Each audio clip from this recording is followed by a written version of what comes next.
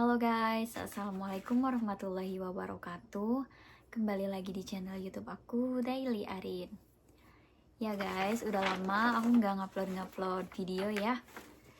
Karena akhir-akhir ini banyak kesibukan, apalagi pindahan apartemen guys. Jadi sebenarnya aku itu udah pindah sekarang. Aku mau ngasih tahu ke kalian gimana sih cara pindah apartemen di Jepang itu. Jadi kan sebelumnya aku tinggalnya itu di rumah atau di asrama ya namanya. Di asrama punya Kaisa. Jadi asrama itu ada 2 lantai. Yang lantai pertamanya itu buat orang Indonesia khusus cewek. Terus yang lantai keduanya itu buat orang Vietnamujin ya, buat orang Vietnam. Nah jadi kita tuh tempat tinggalnya nyampur bareng sama orang Vietnamujin.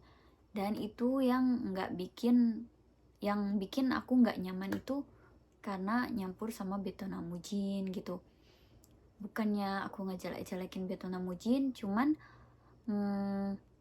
ada orang yang berisik gitu, ada yang enggak juga enggak, cuman gimana ya, nggak tahu lah gimana, pokoknya nggak nyaman aja. Terus satu kamar kan berdua ya, jadi aku kurang suka itu juga. Aku pengennya yang lebih bebas gitu, yang enak sendirian. Jadi aku minta ke Kaisa untuk tinggal sendiri gitu. Tapi awalnya itu sama perusahaan gak dibolehin. Terus akhirnya malahan perusahaan ngeluarin surat ini guys, mengenai tempat tinggal peserta berkeahlian khusus SSW untuk orang asing. Jadi bagi pekerja berkeahlian khusus yang tempat tinggal pribadi itu minimal harus kerja lebih dari 1 tahun. Dan aku itu pas surat ini dikeluarin itu aku udah lebih dari 1 tahun guys. Jadi ini kesempatan banget. Tapi sayangnya perusahaan itu nggak mau tahu urusan kita pindah tempat tinggal itu. Jadi semuanya kita yang harus ngelakuin sendiri gitu, kayak ke agen-agen propertinya gitu, kayak ke Fudosang kayak gitu ya. Terus kita harus punya nomor pribadi, nomor kartu Jepang gitu. Kita cuman diarahin doang, itu agen propertinya itu suruh make Pitato House. Jadi udah kita cuman dibantu itu doang guys. Jadi aku mutusin buat tinggal sendiri, dan caranya itu yang pertama pastikan perusahaan itu harus tahu dulu. Kalau kita udah cari nih melalui website, nanti kita konfirmasi ke perusahaan. Jadi aku itu pakai websitenya namanya Sumo. Kalian ketik aja di Google itu SUUMO, Sumo, nanti sumo.co.apa gitulah, saya lupa. Pokoknya ada, atau aplikasinya juga ada, itu warnanya hijau guys. Habis itu guys, aku itu cari-cari kan. Nah cari-cari di aplikasi Sumo itu, terus ada nih yang aku pengenin, apa tuh ini. Nah aku ngechat dulu ke itu, ngechat lewat email kan, ngirim ini biaya awalnya berapa gitu, atamakingnya berapa. Nah terus beberapa hari kemudian dikirim tuh rinciannya dikirim sekitar 10 mangan lah. Abis itu udah terus aku datang ke, sebelumnya itu dulu Yoyaku dulu ya, buat Yoyaku dulu sama pihak Fudosangnya itu, nanti mau ketemunya kapan, jam berapa. Nah habis udah Yoyaku kita kesana. Habis itu diliatin gambar banyak rumah. Jadi dia jadi pihak Fudosangnya itu atau agen propertinya itu nanyain dulu kita mau tipe yang mana, dan aku tuh pengennya yang 1 LDK aja, 1 LDK aja, yang pokoknya kecil-kecil nggak apa-apa, yang penting aku bisa sendiri gitu. Jadi 1 LDK itu 1 kamar ya guys, 1 kamar. Nah nanti dikeluarin tuh kayak apartemen yang satu LDK gitu guys. Nah dikeluarin lah. Jadi aku mutusinnya apa tuh yang ini, apa tuh yang sekarang aku tempat tinggali itu per bulannya itu Sangmang itu belum termasuk Denkidai, Gasedai belum. Tapi menurut aku udah di sini tuh yang paling murah tuh apa tuh ini, selain deket dari Supa, itu deket juga dari Kaisa. Aku milihnya yang itu sih guys. Yang pertama deket dari Supa sama deket dari Kaisa. Nah terus guys, abis aku fix nih mau yang ini. Nah kita lihat langsung, kita survei ke apartemennya guys. Jadi nanti kita naik mobil bareng sama orang agen propertinya itu, diantar pakai mobil apa namanya, Pita Tohosnya, nama agen propertinya Pita Tohos ya. Habis itu ya diliatin kayak gini ruangannya. Nah alhamdulillahnya aku langsung sreg guys, jadi aku langsung pilih aja yang ini, selain harganya murah, terus ya worth it lah guys gitu.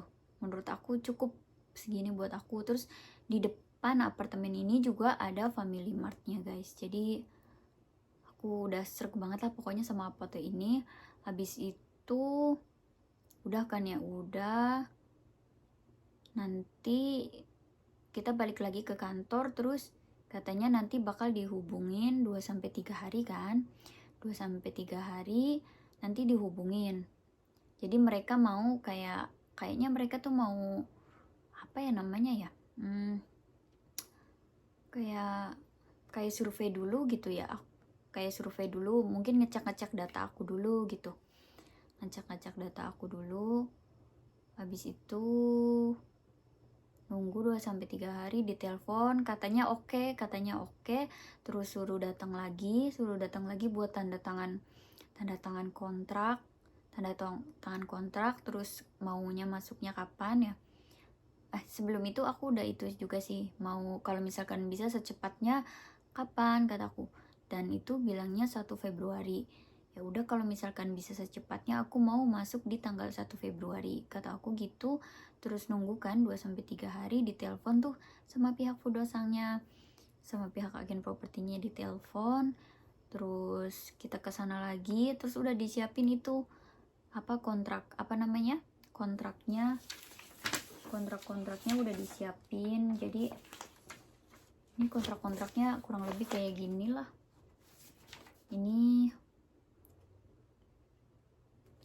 Ini tuh dijelasin guys kayak per bulannya apa. Terus ini bayar yang pertama itu namanya Atamaking, itu di sini udah ada rinciannya gitu. Nah pas aku datang itu aku dikasih kertasnya. Nah aku dikasih kertas ini guys, jadi ada langkah-langkahnya ya. Di sini dijelasin, terima kasih telah menandatangani kontrak untuk apa toh ini. Ada 3 hal yang harus dilakukan Arin sebelum menandatangani kontrak. Yang pertama, pembayaran biaya kontrak. Pastikan untuk membayar jumlah tersebut ke alamat transfer yang tercantum di bawah ini sebelum jatuh tanggal tempo. Yang dimaksud itu ini guys, jadi Atamakingnya itu aku bayarnya ini Hachimang Rokusenggurai ini ya guys. Ini Atamakingnya. Jadi pertama aku harus bayar itu dulu guys, sama bayar ini guys. Bayar apa ya, saya namanya lupa, pokoknya nanti disuruh bayar ini kayak semacam asuransi atau apa saya lupa, pokoknya ini bayarnya disuruh dibayar lewat Lawson. Terus ada caranya guys, udah dibikinin gampang banget. Ini tuh totalnya Ichimang Goseng. Habis itu udah kan bayar 1, 2, bayar dua macam itu. Habis itu di sini yang kedua, prosedur kontrak untuk jalur kehidupan listrik air gas. Silakan hubungi nomor kontak yang tercantum dalam lampiran 1 dan beritahu mereka nama bangunan dan nama kontraktur. Jadi kan aku masukkan tanggal 1 Februari ya. Jadi aku hubungin nomor listrik, gas, air kalau aku nanti masuk di tanggal 1. Nah, kalau yang pas listrik itu jadi ditanya, aku nelpon kan orang listriknya, aku mau, nama aku ini, aku tinggal di apartemen ini mulai tanggal 1 Februari, tolong dinyalain. Aku bilang kayak gitu kan. Terus kata dia, oh iya, katanya mau di jam berapa katanya. Terus aku bilang jam 10. Nah, udah. Terus kalau yang air itu karena air sudah termasuk sama apartemennya, jadi aku nggak perlu hubungin air ini, PDAM-nya. Terus yang gas itu aku telepon juga, terus sama janjian, tapi kalau orang gas itu kesini, kalau orang listrik itu nggak kesini guys. Jadi dari sana itu udah dihidupin, jadi kita tinggal nyalain saklarnya doang guys, udah gitu doang. Habis itu yang gas itu datang janjian gitu. Jadi nanti kalau bisa janjian sama abang gasnya itu kita udah ada kompornya gitu guys. Kita udah beli kompor. Jadi nanti pas orang gasnya kesini, nanti kompornya dipasangin sama orang gasnya kayak gitu. Nah, terus yang ketiga itu pembayaran asuransi kebakaran. Oh, maaf guys. Tadi yang ini itu namanya pembayaran asuransi kebakaran. Ya. Di toko serba ada, berikan lembaran terlampir kepada petugas dan minta dia memberitahu Anda cara membayarnya. Karena udah dijelasin sih di sini udah jelas, jadi langsung tekan tombol aja gitu. Itu udah gampang sih, gak usah nanya ke petugasnya. Terus pastikan untuk melakukan 3 poin di atas pada tanggal kontrak 1 Februari. Jika Anda tidak melakukan 1 dan 3, kami tidak akan dapat memberikan kuncinya. Jika Anda tidak melakukan 2, Anda tidak akan dapat menyalakan listrik di kamar Anda. Jika Anda memiliki pertanyaan, silakan hubungi kami. Ya, jadi itu guys cara-caranya itu. Abis itu aku tanda tangan kontrak kan. Nah, terus udah selesai, aku udah bayar semua itu, terus nanti ketemuan lagi yang terakhir kalinya itu buat serat terima kunci gitu. Buat ngambil kunci. Udah gitu aja. Terus aku ngambil kunci kan, udah. Terus aku ngurus pemindahan alamat ini guys, jadi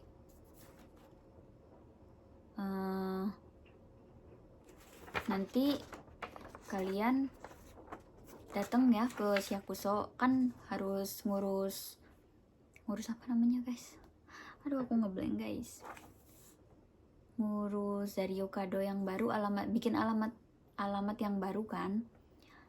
Nanti bikinnya kan di Syakuso. Nanti kalian itu dikasih kertas kayak gini guys, kayak gini. Ini gampang sih, cuman tulis nama, nomor telepon.